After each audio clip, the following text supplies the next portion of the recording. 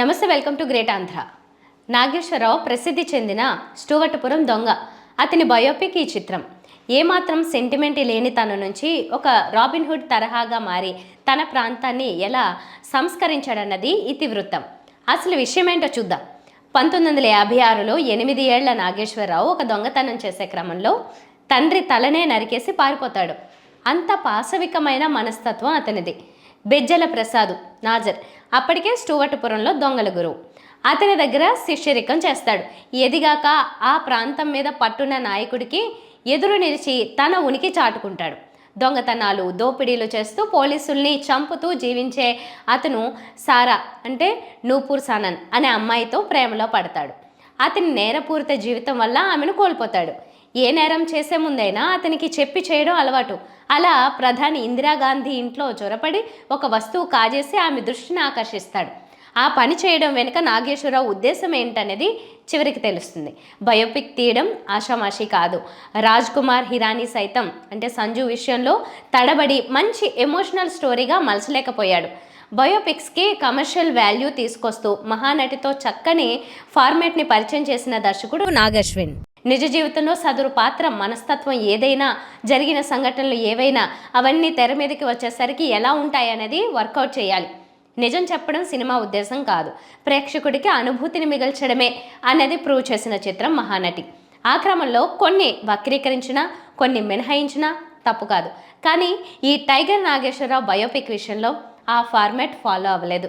Cinema మొదలవడం బాగానే ఉన్నా ఒకానొక సన్నివేశంలో ఇదా హీరో క్యారెక్టర్, వీడి ఘనకార్యాలు చూస్తూ చివరిదాకా భరించాలా అన్నంత అసహ్యం వేస్తుంది.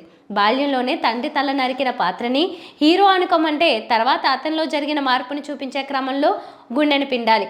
అదేం కనబడదు ఇందులో. ఫస్ట్ హాఫ్లో ఒక సీన్లో హీరో స్త్రీ పాత్రని పక్కకు పిలిస్తే రాలేదని దారుణంగా కొడతాడు. అది చూడగానే హీరో క్యారెక్టర్తో డిస్కనెక్ట్ ఏర్పడుతుంది. సెకండ్ హాఫ్లో దానికి ఏదో కవరింగ్ ట్విస్ట్ ఇచ్చినా అప్పటికే నలిగిపోయిన ప్రేక్షకుడి మనసుకి ఇస్త్రీ చేసినట్టు అవ్వదు.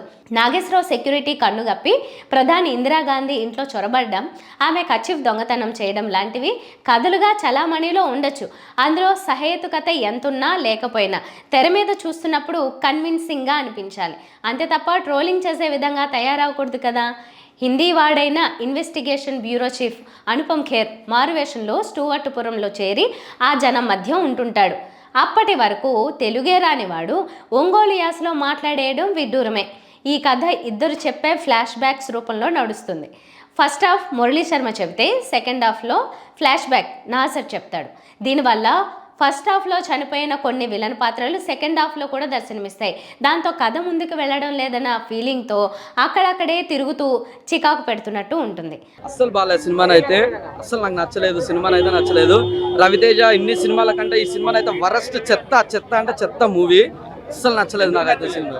ఏం లేదు బ్రదర్, ఏముంది సేమ్ కేజీఎఫ్ లాగా చూపిస్తున్నాడు సినిమా. మొత్తం ఫస్ట్ నుంచి లాస్ట్ వరకు మొత్తం కేజీఎఫ్ సీన్స్ చూపిస్తున్నాడు, దానిలాగానే చూపిస్తున్నాడు.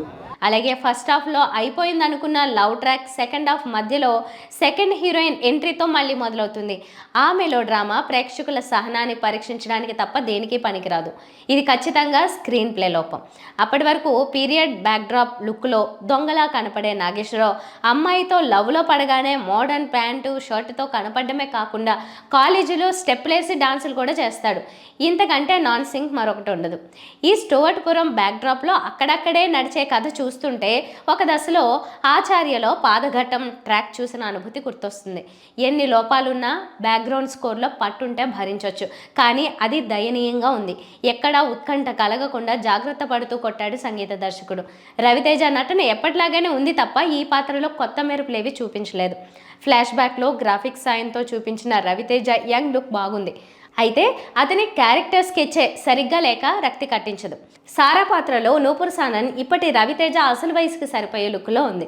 అయినా క్యారెక్టర్ పరంగా స్టూవర్ట్పురంలో ఈ హిందీ అమ్మాయి ఎందుకుంది అనే డౌట్, అనుమానాలు వస్తాయి. నిజంగా నాగేశ్వరరావు జీవితంలో జరిగింది ఇదే అయితే సరే, అలా కాకుండా ఫిక్షన్ అయితే మాత్రం ఇది భయంకరమైన నాన్ సింక్. రెండో heroine Gayatri Bharadwaj second half మధ్యలోంచి వచ్చి చివరి దాకా ఉంటుంది.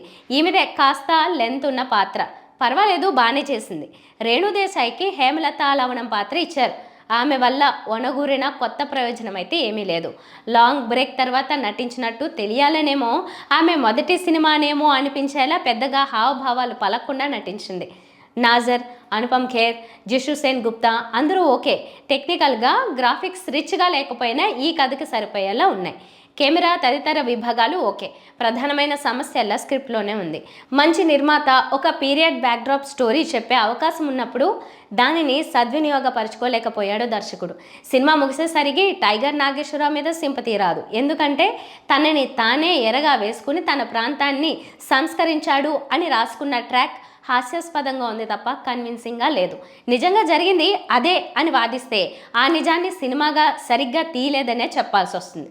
బహుశా హేమలత లవణం పాత్ర హీరోని డామినేట్ చేయకూడదని ఆమె చేసిన గొప్ప పనుల్ని రవితేజ ఇమేజ్ కోసం ఇటు షిఫ్ట్ చేశారేమో అనిపిస్తుంది. ఏది ఏమైనా ఈ టైగర్ నాగేశ్వరరావు అనుకున్నంత బాక్సాఫీస్ టైగర్గా అయితే కనిపించడు. కష్టం కనిపిస్తోంది కానీ ఫలితం పాజిటివ్గా వచ్చే సూచనలు కనిపించడం లేదు. గాండ్రింపులు చేయకుండా మత్తుగా పడుకున్న టైగర్ లాగా ఉంది ఈ చిత్రం. బాటమ్ లైన్, గాండ్రించని టైగర్.